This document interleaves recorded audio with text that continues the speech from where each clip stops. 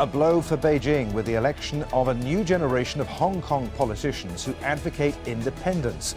They're vowing to continue their campaign for autonomy. How will China's leaders react? This is Inside Story.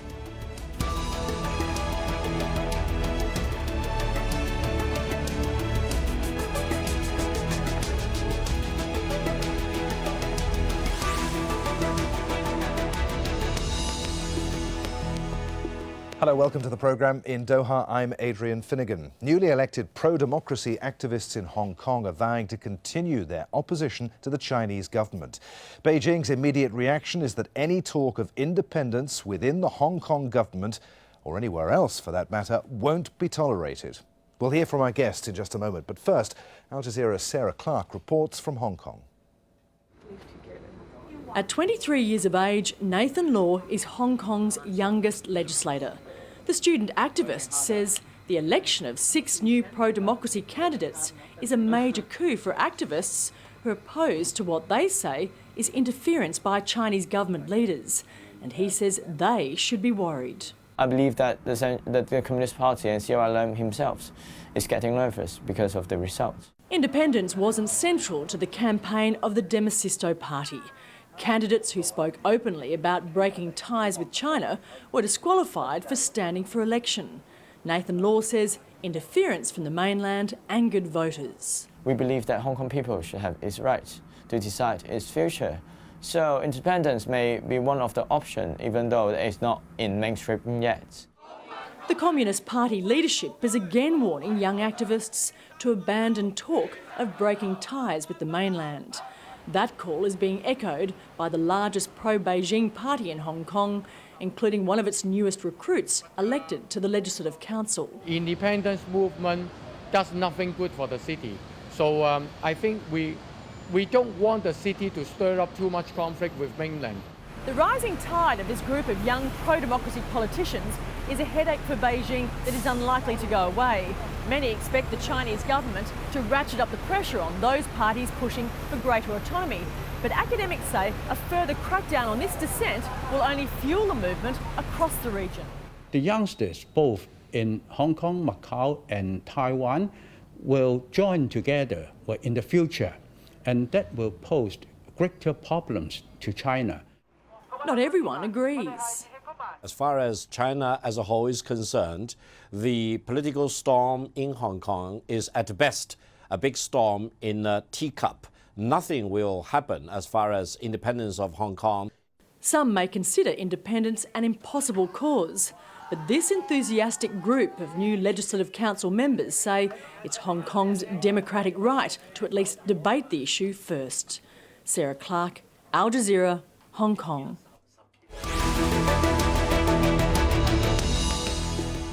156 years of British colonial rule came to an end in 1997. Hong Kong was handed back to the Chinese government following a declaration signed in 1984. The so-called One Country, Two Systems agreement is the framework of relations between the Special Administrative Region of Hong Kong and the People's Republic of China. The declaration says that Hong Kong's economic and political systems should remain unchanged for 50 years, that's until 2047. Now, many pro-independence activists believe that the Chinese government in Beijing is showing signs of impatience and encroaching on Hong Kong's internal affairs. China is also thought to be secretly detaining dissidents after several independent book publishers disappeared from Hong Kong last year.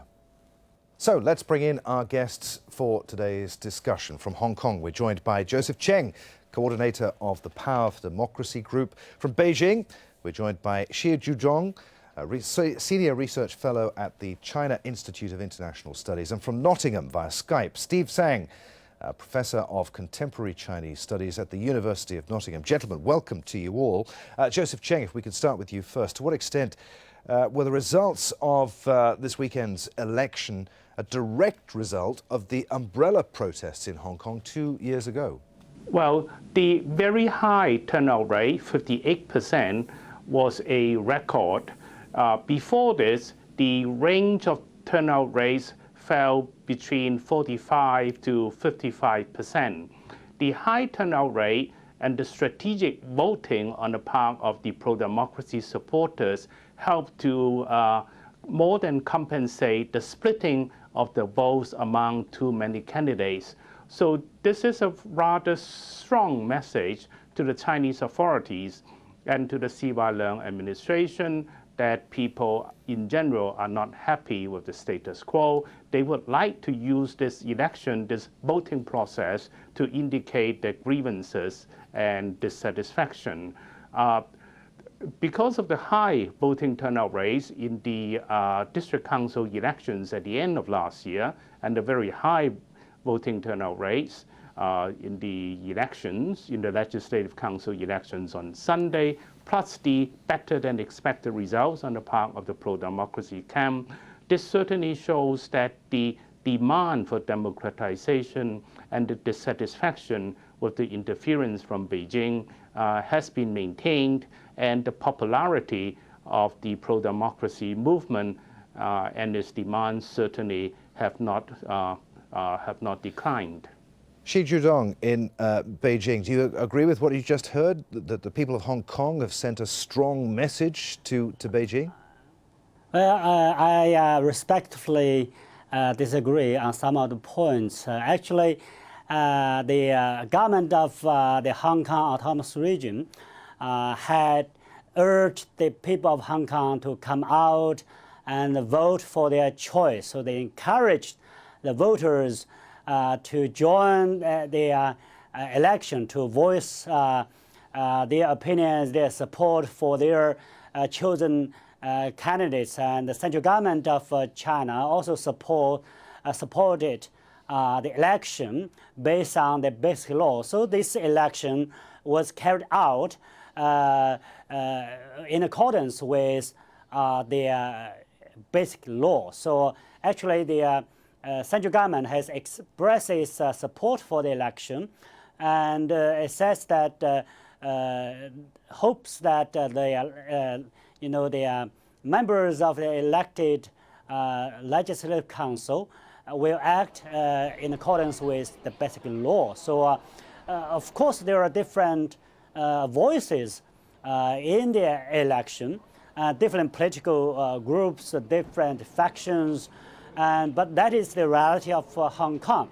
But the message I, read from the election, the results, the turnouts of the election, is that actually the people of Hong Kong would like to keep the majority of the legislative council in the hands of those who favor political stability, development, prosperity of Hong Kong in the hands of those people. Okay, Steve Tsang in Nottingham. Professor, put this into context for us. Several localist candidates were disqualified before the election. How do you think Beijing will be viewing the results? With shock, dismay, alarm, or is it fairly nonplussed?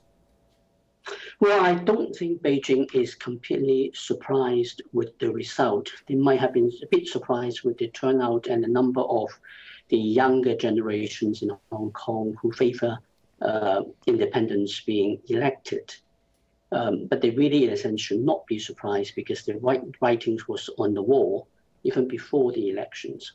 I think what is actually really interesting here is the conversations that you just heard between your guests in Hong Kong and your guests in Beijing. They are talking past each other rather than engaging in a conversation that can result in them finding a way forward. It's very well for our friend in Beijing to say that it is what the Chinese government would like to see in terms of the higher participation rate.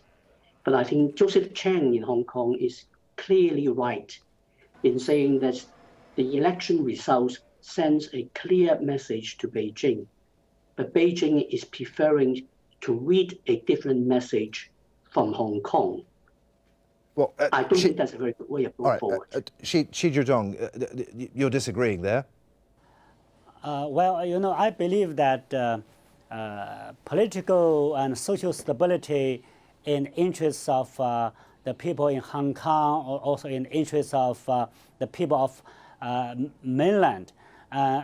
So the architecture for one country, two systems is meant to keep the unique political system and democracy of Hong Kong, while at the same time, Hong Kong remains part of China.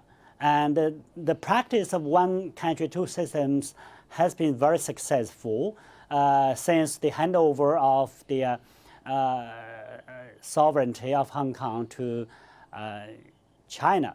And of course, in the past few years, there have been groups of people in Hong Kong who have advocated for greater say for them in the legislation in the government of Hong Kong. And there have also been quite a small number of people who advocate for the independence of Hong Kong. Well, a greater, a position that advocates for greater say in the political process of Hong Kong is one thing. The advocacy for independence is another, because the independence of Hong Kong will be simply not realistic.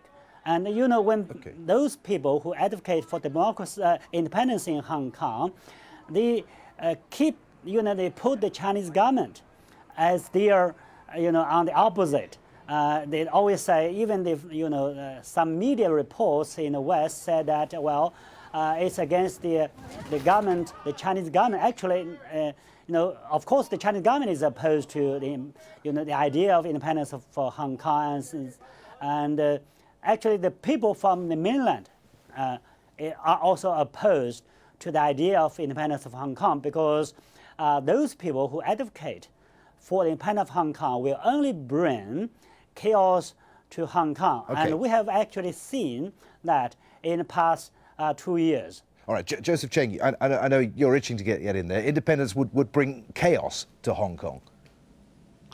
Now, in the first place, the opposition, the pro-democracy movement, together has been consistently winning about 55% to 60% of the popular votes in Legislative Council elections. In any democratic electoral system, this is a landslide victory every time. However, because of the unfairness, undemocratic nature of the electoral system, the pro-democracy camp all the time has only slightly more than 1/3 of the seats of the legislature. This is obviously undemocratic. Today, people of Hong Kong still cannot elect their chief executive. The chief executive is decided by Beijing and symbolically elected by a small circle of pro-establishment figures amounting to only 1,200 members. Regarding what our Beijing friends said about satisfaction with the country two system, you can certainly see from recent public opinion polls that up to about 40% of young Hong Kong people indicating their dissatisfaction with the status quo, and they are saying that given the chance, they would like to leave Hong Kong. All the pro-democracy camp candidates uniformly wanted the chief executive, C.Y. Leung, to step down. And now, obviously, this majority of the majority of the candidates returned by popular elections, representing 54%, more than 50%, 54% of the Hong Kong people are asking for democratization, are asking for the chief executive to step down. Okay. And yet we have no responses from Beijing. We only have warnings from Beijing, and that is exactly why there is no dialogue. The responsibility lies in Beijing. The responsibility lies in the C.Y. Leung administration. Okay, I want to ask Steve Tsang about this. Professor, I mean, this 58% turnout that we started the program by talking about, I mean, sure, more young people registered to vote. That can't explain that record turnout entirely, though, can it? And also, do you think that the result of the election is going to make Beijing only more inclined to meddle in Hong Kong politics? I think you put your fingers on it. we are in a situation where, in fact, nobody in Hong Kong or in Beijing actually wants to see the situation in Hong Kong deteriorate. Everybody across the spectrum in Hong Kong support what our Beijing friend says in terms of wanting Hong Kong to be stable, prosperous, and be a successful part of the one country, two system model in China. The difficulty is how to achieve that. If we look at the situation dispassionately, we will see that, say, 10 or 15 years ago, there was no demand for independence in Hong Kong. That demand only emerged in the recent past, when the demand in Hong Kong for democratization, which the Chinese government had agreed to, was then changed. Now that is what really triggering this outpour of demand from a still relatively small but increasingly vocal minority in Hong Kong asking for independence and getting a very significant support in the election because people wanted to protest against the way how Beijing is dealing with Hong Kong. Hong Kong people are eminently pragmatic. They will not choose a chief executive that cannot work with Beijing. So if China allows Hong Kong to elect its own chief executive freely, a lot of this pressure will actually disappear. And people will much more focus on the normal kinds of issue in a democracy. All right. I think that is the kind of conversation we need to have between our friends in Hong Kong and in Beijing so that they actually try to work something out together that works for all concerned. Xia Jiudong in Beijing, why has China so far not fulfilled that promise to give Hong Kong more democracy? Actually, the central government is following the Bixi law and the Chinese constitution very strictly. And actually, since in 1997, Hong Kong has enjoyed a very high degree of autonomy. But the question is that there have always been a small group of people in Hong Kong who are never satisfied whatever they have on hand, whatever Hong Kong has in the progress they have Hong Kong has achieved. They always ask for something which may not be in the best and interest of the majority of people of Hong Kong, which has been very evident in the past 2 years, especially 2 years ago, when they called for the protests and demonstrations in Hong Kong, which actually paralyzed the daily life of Hong Kong and caused actual concern about the future for Hong Kong. Actually, some of those radical groups, turned their anger against tourists from the mainland. What the result was that many tourists from mainland choose to stay away from Hong Kong. Is that good for Hong Kong? In the past, the success, much of the success of Hong Kong depended on the confidence of investors, the business community of the world in the viability of Hong Kong, and especially actually the stability, politically, socially, in Hong Kong, not in the chaos. Look at what happened in the Middle East, the Arab Spring. The chaos led to the deterioration of social conditions, and still we see that people actually found it much more difficult at this time to achieve prosperity and social improvement. That kind of scenario, what the people in Hong Kong would like to see. Let's just put this to Joseph Cheng then. A response from you, Joseph. Democrats are asking for what's not in the best interests for the majority of people in Hong Kong. I am totally shocked by one of the top academics in Beijing saying that when people in Hong Kong are asking for the simple basic right of electing the chief executive as something that is greedy, that is unworthy of the consideration of the Chinese leaders. Let us look at the basic facts. According to very consistent, many series of public opinion surveys, actually, Hong Kong people's trust in the Chinese leadership, Hong Kong people's identification with the Chinese nation had been strengthening from 1997 to around about 2008. Since then, both trends have been reversed, and the decline has been very sharp in the recent years.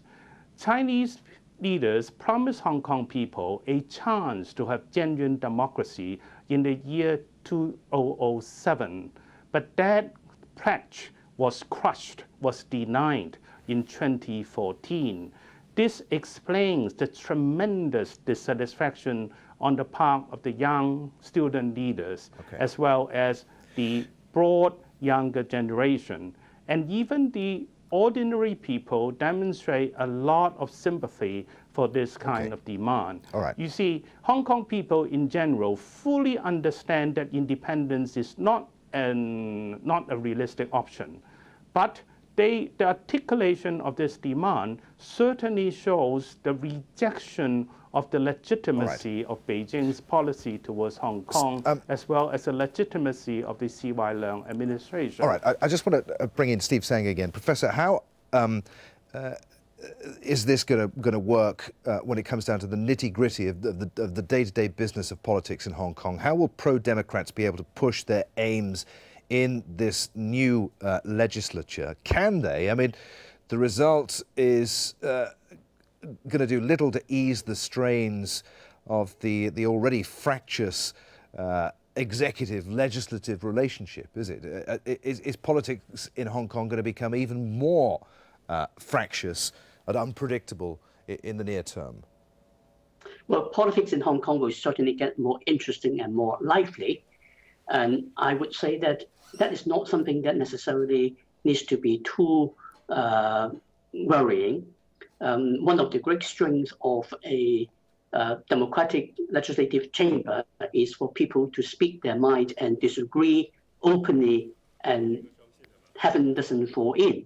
Now, Hong Kong is not a democratic system, but the Legislative Council still essentially follows the rules and practices inherited from the British. So I would expect the young, new legislators to speak their minds very forcefully, and they will be countered by the majority of legislators who are clearly supporting the case of the Chinese government. And they can have that debate. I don't think that's something that we need to worry about. But may I return to the very important points that our guest in Beijing mentioned? Very briefly, Steve, because we're rapidly running out of time, but I want to know whether you think we're going to get further protests in the run-up to the election of the chief executive next year. Well, the run-up to the chief executive election is going to be very difficult, because the arrangement for the chief executive election now essentially is the Chinese Communist Party's preferred way of democracy, which is that people can choose freely, provided the result can be predicted and pre-approved by the Chinese Communist Party beforehand. Now, that's the arrangements that are put in place for 2017. People in Hong Kong are not happy with that. And those young people elected in the Legislative Council elections will voice that disagreement very strongly, and we'll get into a rather difficult time ahead. Okay, I'm afraid, gentlemen, we are out of time. Thank you very much indeed for taking part in our discussion today. Joseph Cheng in Hong Kong, Xia Jiudong in Beijing and in Nottingham, Steve Tsang, Professor of Contemporary Chinese Studies. And as always, thank you for watching. Don't forget, you can see our programme again at any time just by going to the website at aljazeera.com. For further discussion on this issue, please join the debate on our Facebook page at facebook.com/AJ Inside Story. And you can also join the conversation on Twitter at AJ Inside Story. From me, Adrian Finighan, and the team here in Doha, thanks for watching. We'll see you again. Bye for now.